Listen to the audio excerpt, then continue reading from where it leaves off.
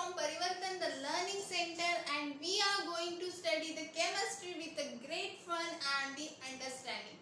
Hope all you are doing good. So इसी के साथ हम स्टार्ट करते हैं हमारा आज का क्लास 12 केमिस्ट्री का first chapter that is the solid state. सबसे पहले अगर हम सॉलिड स्टेट की बात करते हैं तो सॉलिड स्टेट क्या है. अगर मैं ये आपको क्वेश्चन पूछती हूँ तो आप फटाक से आंसर दोगे कि one of the state of the matter, है ना.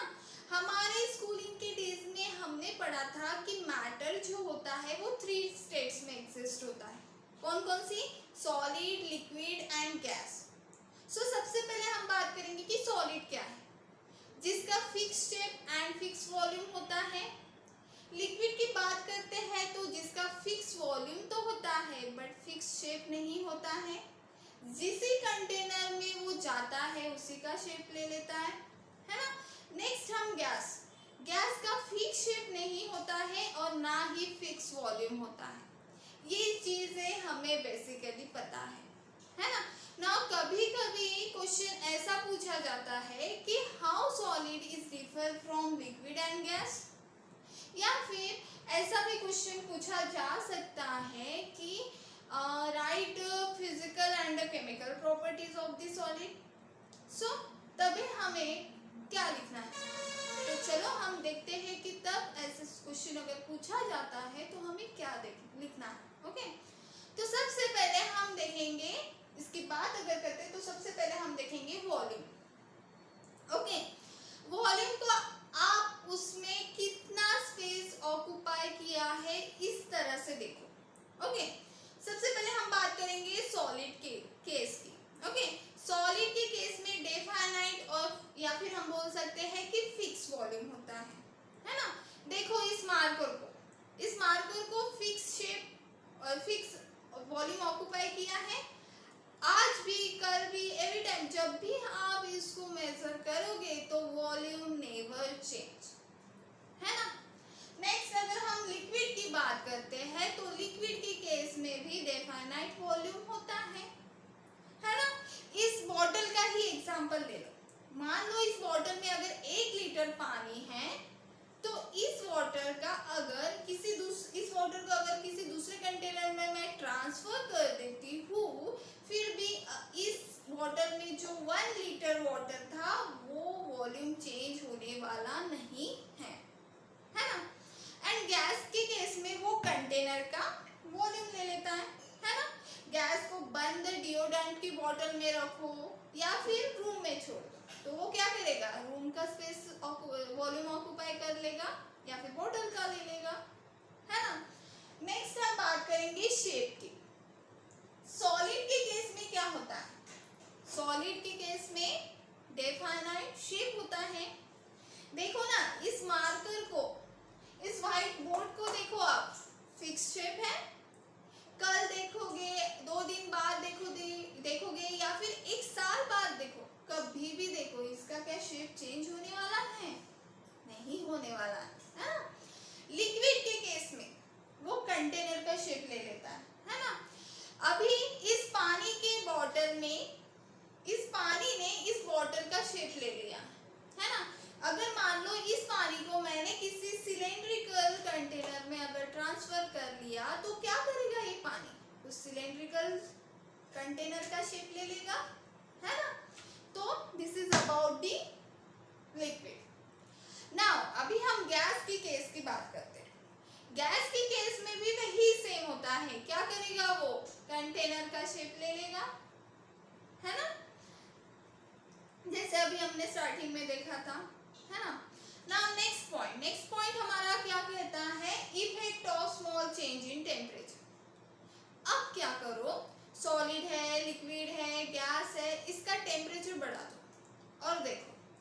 सबसे पहले अगर हम सॉलिड की बात करते हैं, सॉलिड के केस में टेम्परेचर बढ़ाने से वॉल्यूम तो चेंज होगा बट बहुत ही कम होगा. इस मार्कर को आप 20 डिग्री सेल्सियस पे देखो या फिर 100 डिग्री सेल्सियस पे देखो, उसका वॉल्यूम तो चेंज होगा. हाँ मैं मानती हूँ इसका वॉल्यूम चेंज होगा बट वेरी स्मॉल, है ना.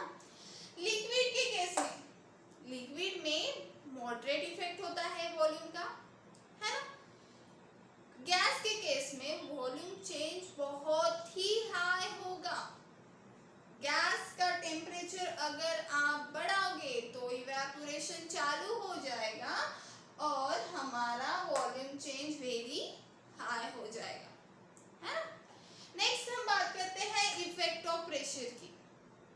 सॉलिड पे प्रेशर लगाओ इस पे सॉलिड पे, एनीथिंग हैपनिंग? नो।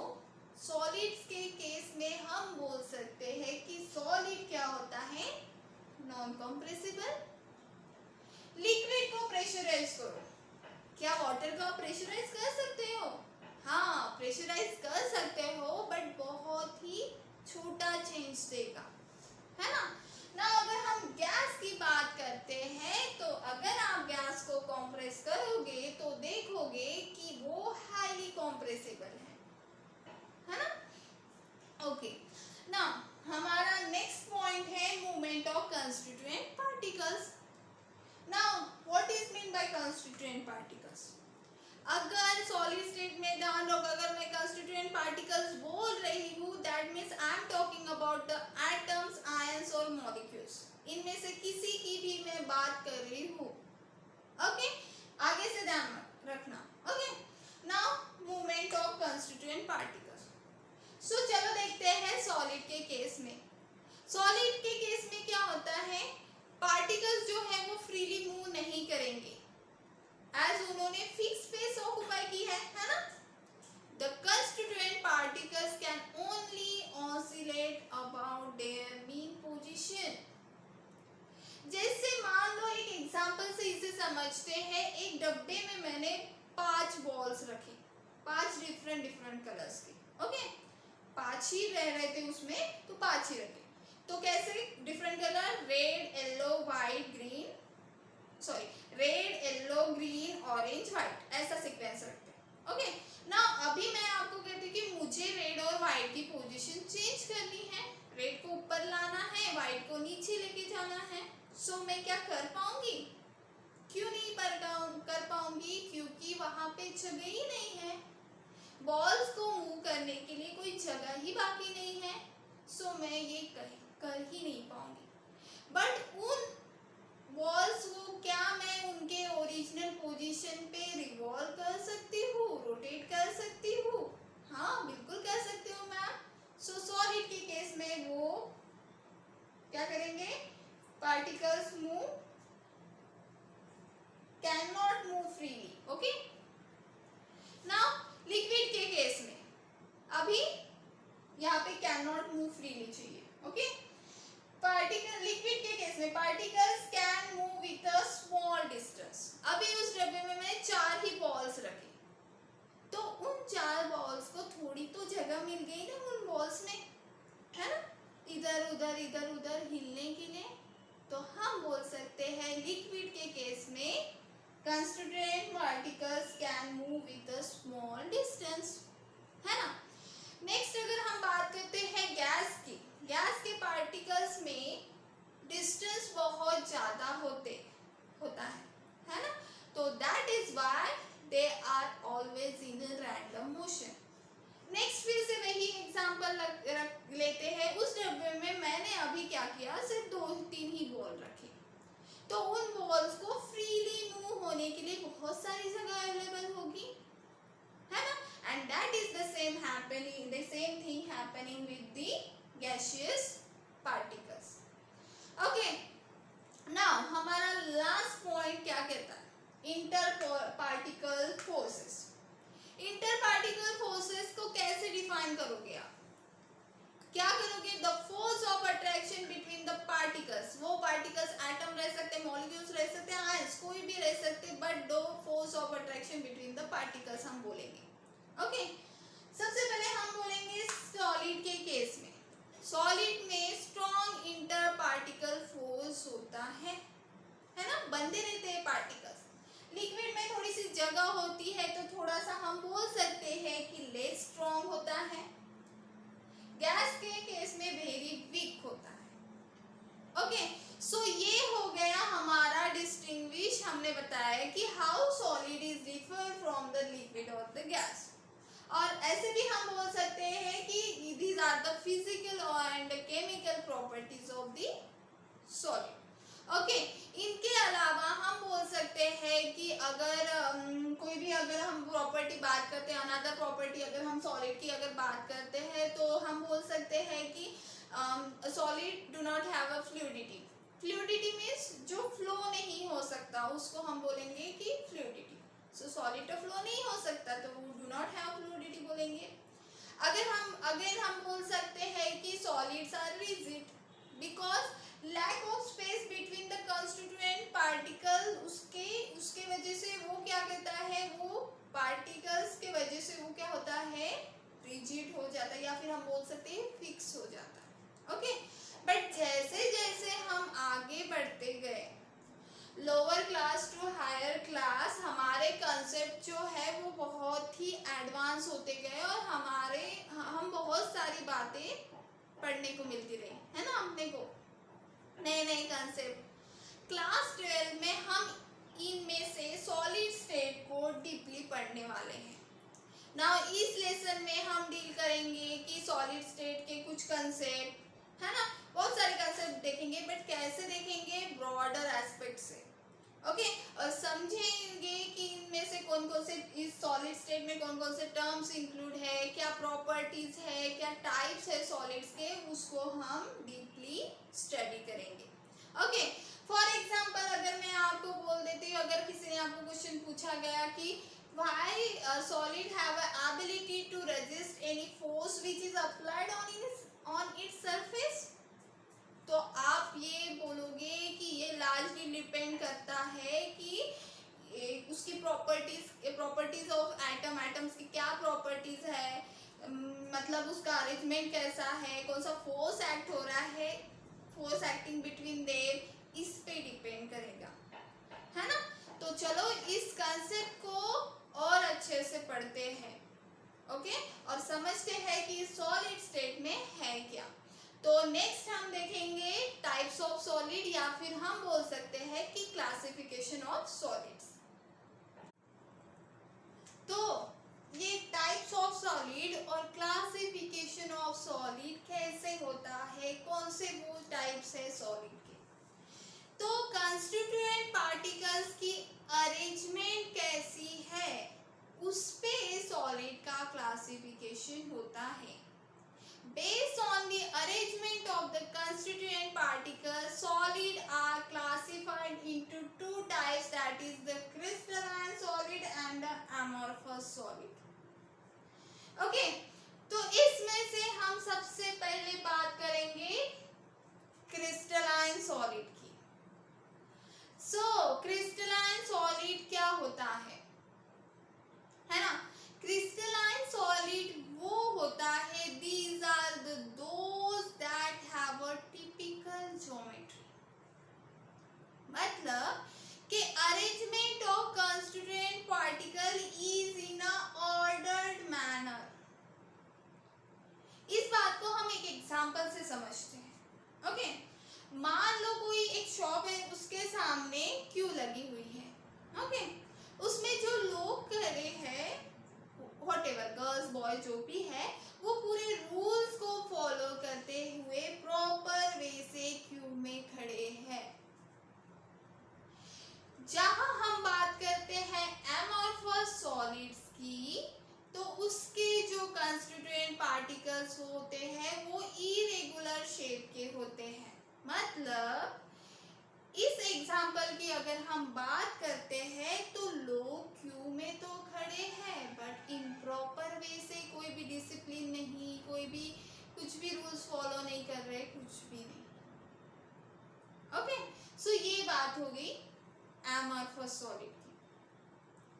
नेक्स्ट फिर से हम अपने क्रिस्टलाइन सॉलिड के नेक्स्ट पॉइंट पे जंप करते हैं। तो क्रिस्टलाइन सॉलिड्स के बारे में अगर बात करते हैं तो crystalline solid have a definite arrangement of particles, उसमें एटम्स आ गए, molecules, ions, okay, through out the 3 dimensional network of a crystal.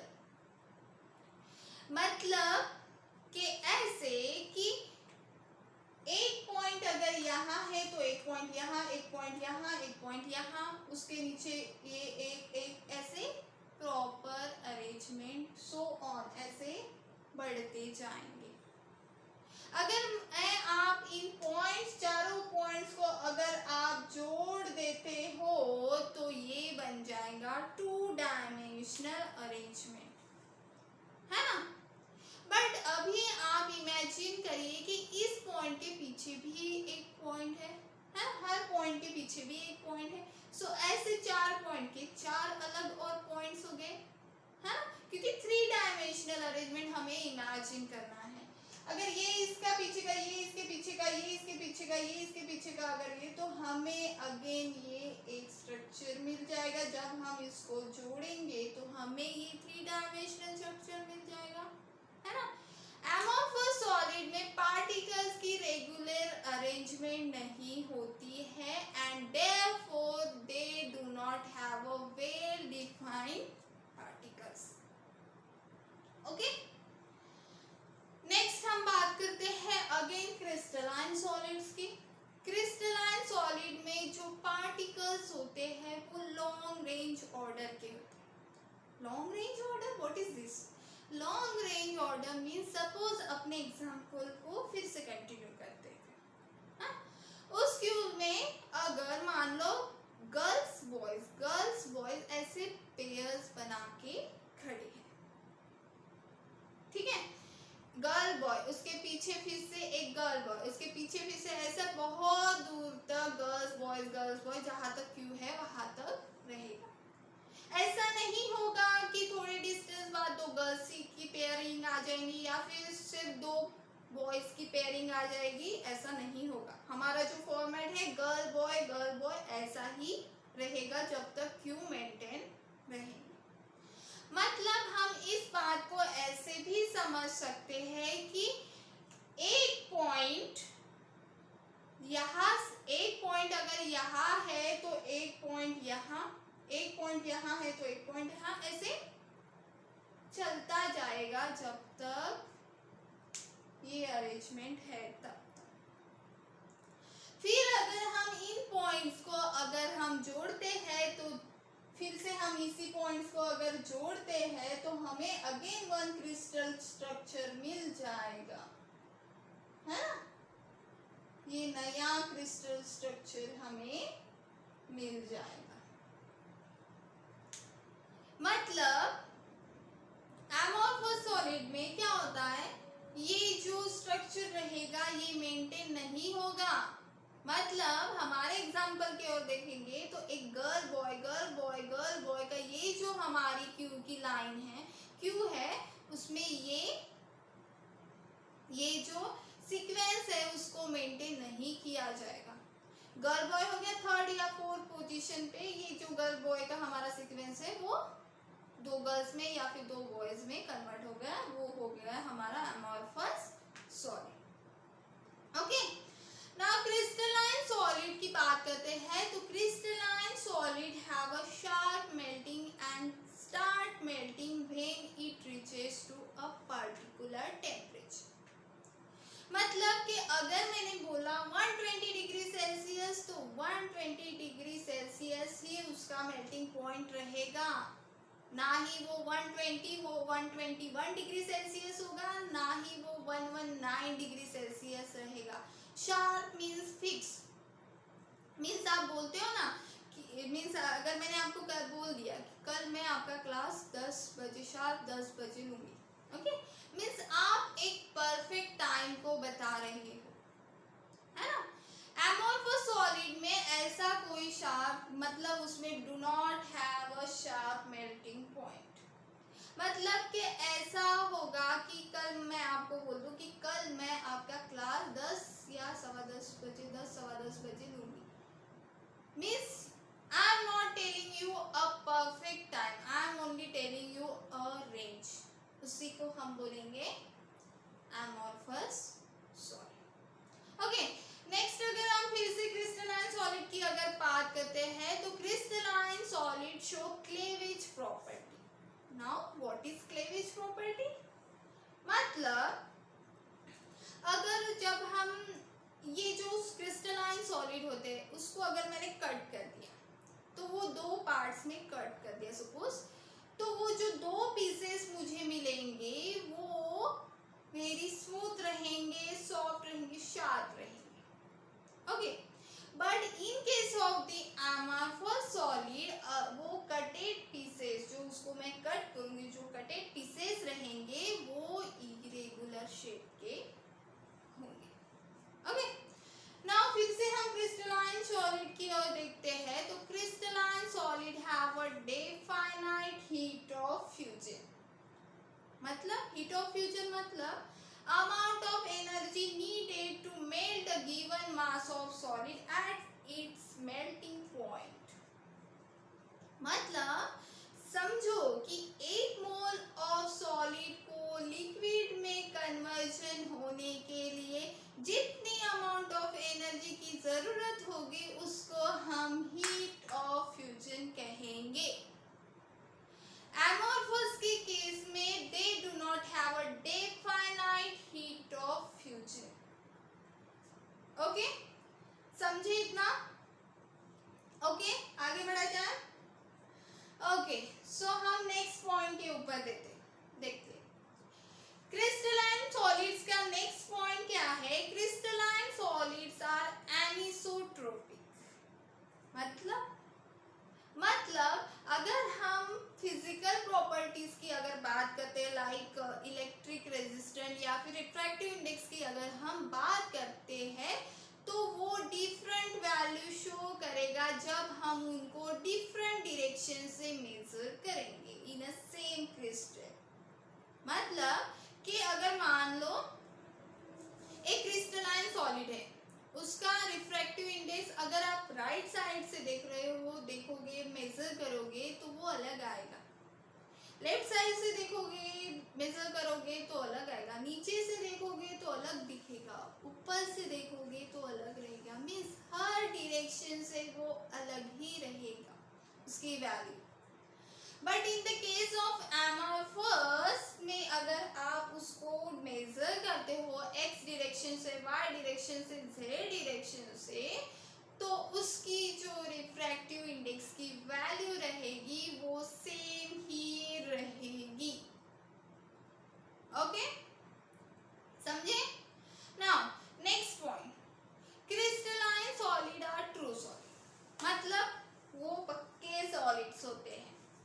और amorphous सॉलिड की अगर हम बात करते तो वो सूडो सॉलिड कहलाते हैं. मतलब कि वो फॉल्स सॉलिड होते हैं. ओके, नेक्स्ट पॉइंट हम क्रिस्टलाइन सॉलिड के बारे में बात करते हैं. तो वो मोर स्टेबल होते हैं and amorphous solid less stable होते हैं.